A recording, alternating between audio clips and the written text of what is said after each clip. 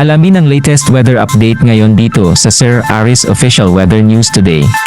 Tuwing pang lumakas itong si Bagyong Julian at isa na itong severe tropical storm category as of 4 AM today, at huling namataan yung location nito sa layong 305 km silangan ng Apari, Cagayan. Ito ay may taglay na lakas ng hangin na malapit sa gitna na umaabot sa 95 km per hour at pagbugso na umaabot sa 115 km per hour. Kasalukuyan itong gumagalaw west-northwestward sa bilis sa 10 km per hour. Makikita natin dito sa ating latest satellite images na yung mga kaulapan ni Bagyong Julian ay nakakaapekto sa malaking bahagi ng Northern Luzon. Nagdudulot rin ito ng kaulapan sa Central Luzon at sa silangang bahagi ng Southern Luzon. At ngayong umaga, as of 5 AM today, nagtasa tayo ng tropical cyclone wind signal number 2 sa northeastern portion ng Milan, Cagayan, sa bayan niya ng Santa Ana, at sa eastern portion ng Bubuyan Island, sa mga isla ng Camiguin at Babuyan.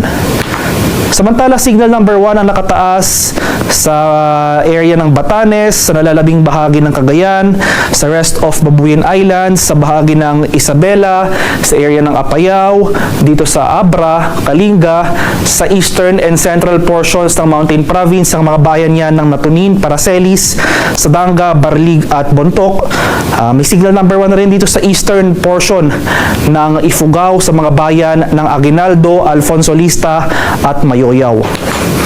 Signal number 1 na rin nakataas sa area ng Ilocos Norte, sa northern portion ng Ilocos Sur, sa mga bayan ng Sinait, Cabugao, San Juan, Magsingal, Santo Domingo, Bantay, San Ildefonso at San Vicente.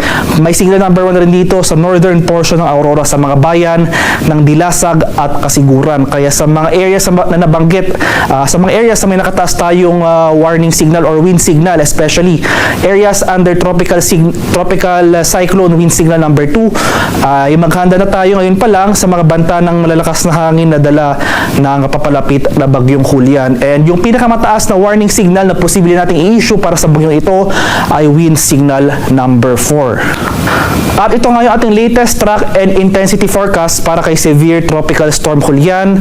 So starting today hanggang Tuesday morning, magpapatuloy yung generally northwestward and then west-northwestward na paggalaw ng nasabing bagyo patungo dito sa area ng Batanes at Babuyan Islands. And then Tuesday afternoon onwards, throughout the rest of the forecast period, ay magiging pahilaga na yung galaw ng nasabing bagyo and then northeastward patungo dito sa karagatan sa silangang bahagi ng Taiwan, malapit dito sa northern boundary ng ating Philippine Area of Responsibility. At mataas na nga yung tsansa ng landfall o yung close approach scenario natin. Ganoon pa rin ating tinitingnan na scenario sa ngayon.